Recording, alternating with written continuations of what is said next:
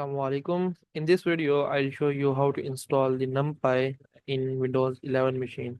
So for this video, you must have the Python installed in your Windows 11 machine.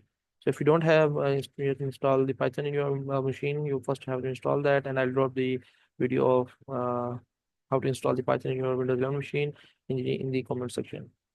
So after that, to install the numpy, you have to write pip install numpy and press enter.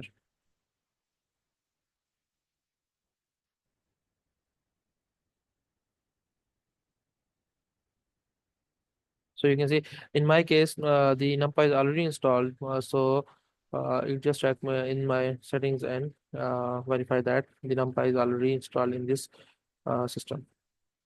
So good luck, guys. If in your case the numpy is not already installed in your system, it will install that and display the confirmation message.